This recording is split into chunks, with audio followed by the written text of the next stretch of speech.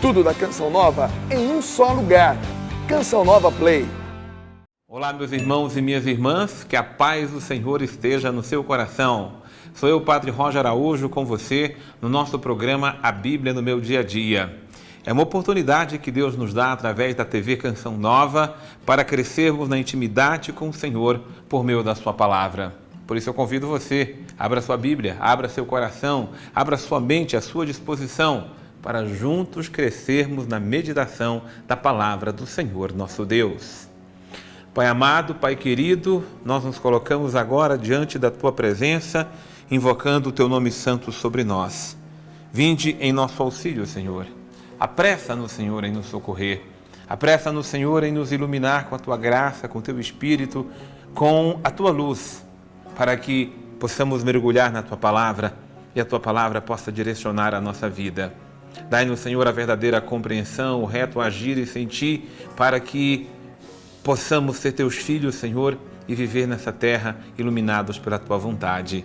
Ao Teu nome o poder, a honra e a glória para sempre.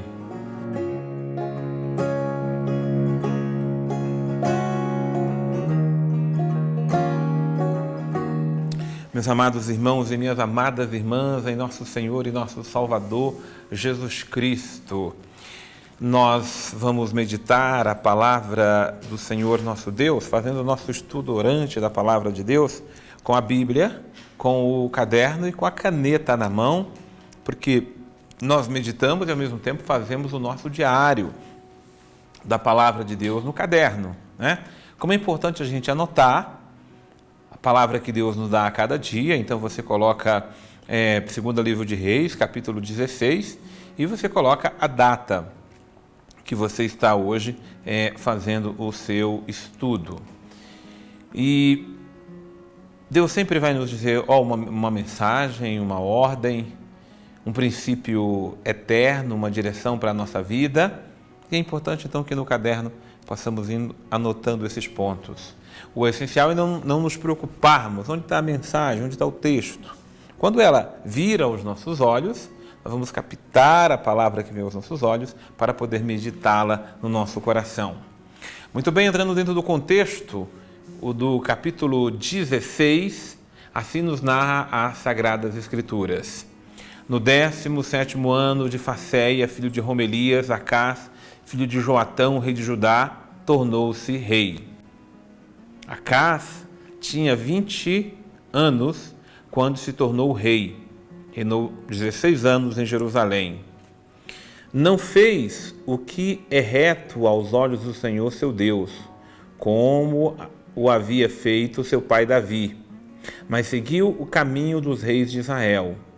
Chegou a sacrificar seu filho no fogo, segundo os costumes abomináveis das nações que o Senhor tinha expulsado diante dos israelitas.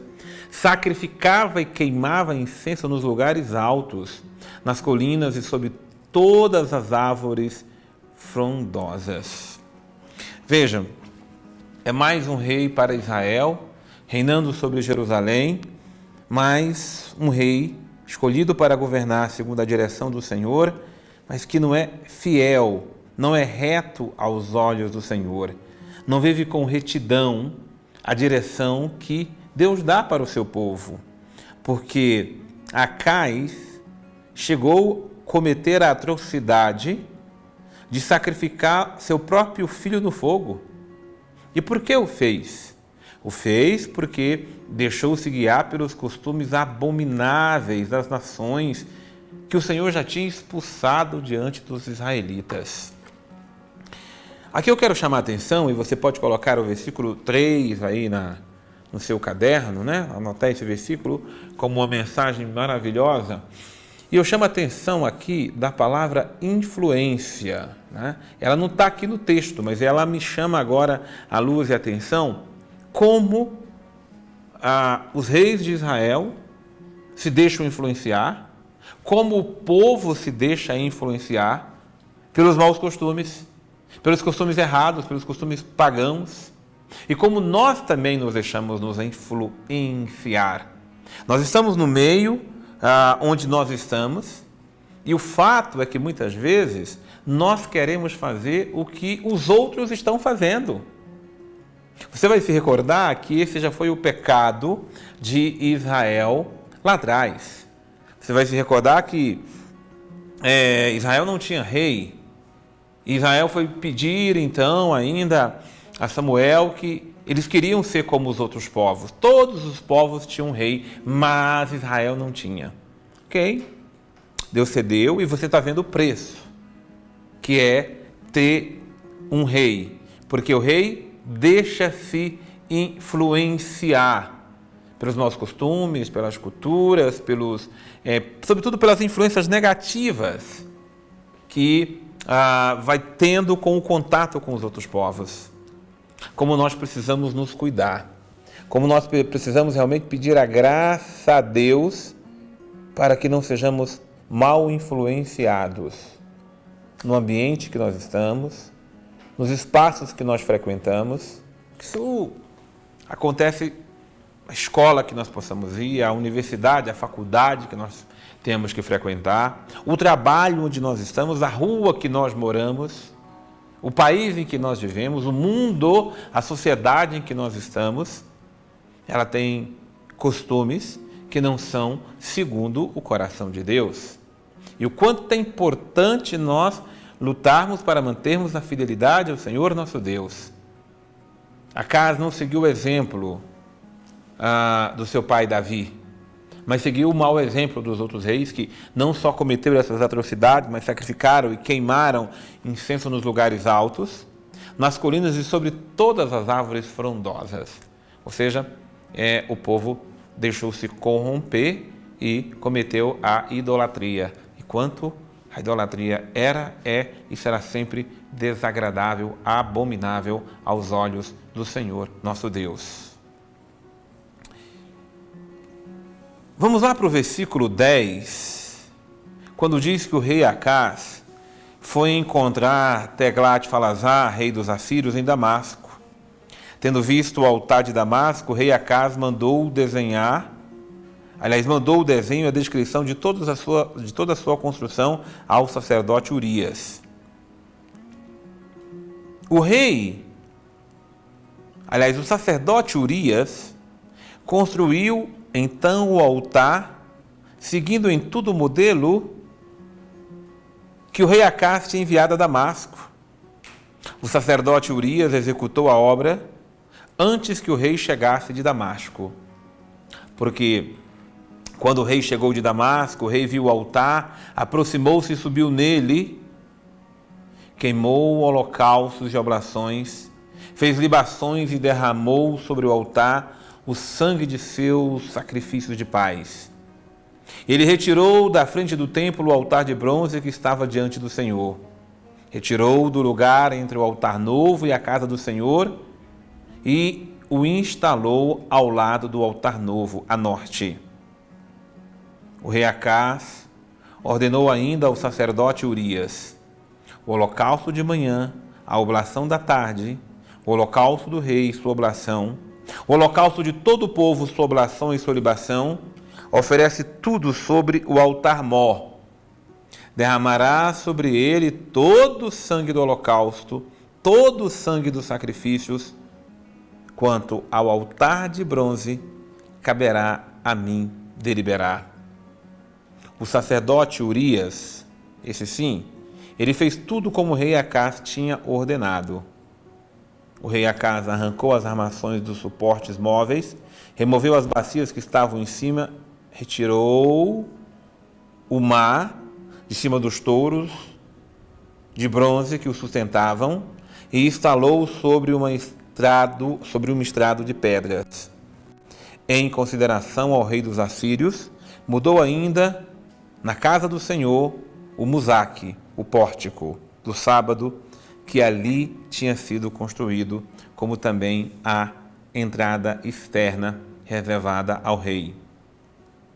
O resto dos atos de Acaz, o que ele fez está escrito no livro dos Anais dos Reis de Judá. Acaz adormeceu junto de seus pais e foi sepultado com eles na cidade de Davi. Seu filho Ezequias tornou-se então rei em seu lugar. Então, você veja que Acaz, ele, diante das pressões, de tudo que está vivendo e sofrendo, o povo, ele cede às pressões. Ele cede às pressões dos sírios fenícios e faz, aliás, ele cede à pressão dos assírios. E ele cede e faz aliança com os assírios.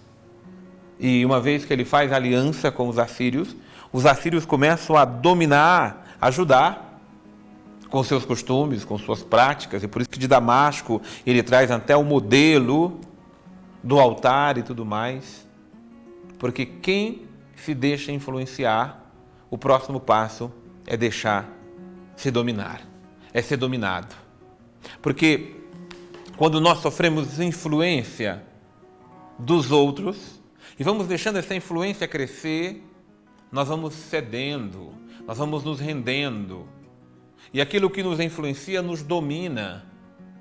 Como nós somos dominados pela cultura reinante, como somos dominados pela cultura do mundo em que nós estamos, pensamos, agimos, falamos e fazemos, muitas vezes só repetindo o que os outros estão fazendo, porque nós somos cercados de todos os lados. Meus irmãos, essa é a guerra que nós vivemos. Essa é a guerra que Acaz enfrentou e cedeu.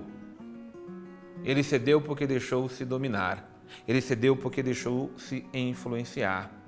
A graça que precisamos pedir a Deus é a graça de não nos deixarmos dominarmos, nem sermos influenciados como temos sido em nossa casa, em nossa família, onde nós estamos, pela cultura deste mundo. Muito bem, vamos trazer conosco aqui no nosso estudo o nosso querido Padre Antônio Xavier. Esse capítulo 16 de 2 Reis nos coloca já diante do primeiro prenúncio de uma tragédia que vai acontecer com o povo ali do Reino do Norte. Tegladfalassar, aquele que é o rei da Assíria, ele vem até Damasco, onde vai encontrar então o rei ali do Reino do Norte. E vejam como que a situação começa a ser complicada. Esse encontro, a Sagrada Escritura apresenta como sendo somente um encontro entre os dois, uma coisa assim, mas historicamente é uma negociação para que o Reino do Norte possa se entregar sem a Assíria precisar combater, cair sobre os domínios do Reino do Norte.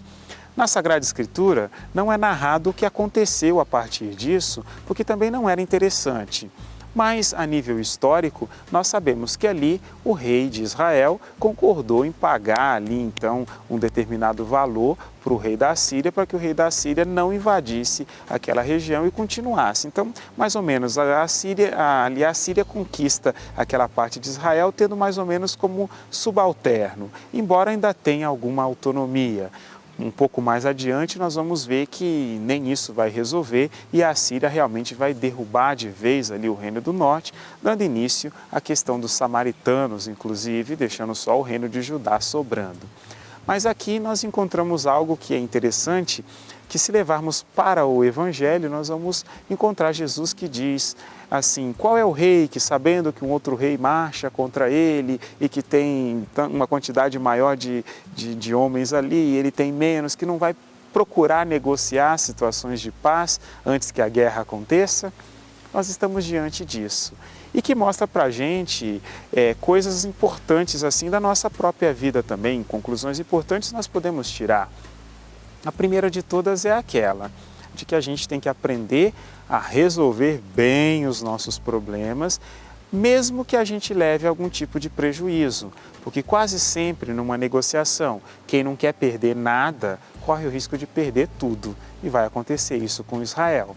Isso vale não só quando a conversa é dinheiro, mas às vezes até mesmo em organização de casa, dos nossos grupos, na nossa paróquia, sei lá, na comunidade, no grupo de oração onde nós estamos, que nós precisamos saber temperar também a nossa opinião e entender que você pode até ter uma boa ideia, mas se ela não é a única, é necessário que a gente consiga chegar ali no meio termo, que não seja violento para ninguém, que seja bom para todos ou que ao menos não seja péssimo para ninguém que está participando ali. Aprender de verdade a negociar é uma arte que no Novo Testamento Jesus vai atribuir ao discernimento, inclusive do Espírito, né? Isso é importante para nós em toda a nossa vida. Senhor nosso Deus, nós estamos diante da Tua presença, meu Pai. Estamos invocando a graça da fidelidade. Ensina-nos, Senhor, ajuda-nos, Senhor, a sermos fiéis à Tua palavra, a não sermos influenciados, contaminados, direcionados pela mentalidade deste mundo. Porque nós vivemos neste mundo, meu Pai. Nós estamos em meio a tudo aquilo que o mundo está ensinando, dirigindo e governando a sociedade. Preserva-nos do mal, preserva-nos, Senhor, da influência do maligno no mundo em que estamos. E não permita que nós sejamos dominados, Senhor, dominados em nossos afetos, nossos sentimentos, dominados em nossa razão, dominados em nossa vontade. Não permita, meu Pai, que o mal reine sobre nós. Mas é o Teu nome, Senhor, a quem nós rendemos todo louvor, toda honra e toda glória. Nós bendizemos e Te adoramos, Senhor, porque só Tu és o nosso Deus. Tu és digno de todo louvor, Tu és digno de toda adoração, Tu és digno, Senhor, de todo o amor do nosso coração. Glória seja ao Pai, ao Filho e ao Espírito Santo, como era no princípio, agora e sempre. Amém. Que bênção é o Senhor nos abençoando e nos conduzindo por meio da Sua palavra. Que bênção é deixar-se conduzir por Deus a cada dia da nossa vida por meio da Sua palavra. Deus abençoe imensamente você. Eu te aguardo no nosso próximo programa, A Bíblia no Meu Dia a Dia.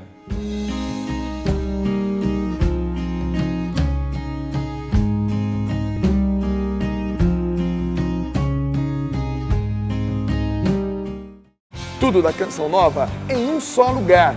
Canção Nova Play.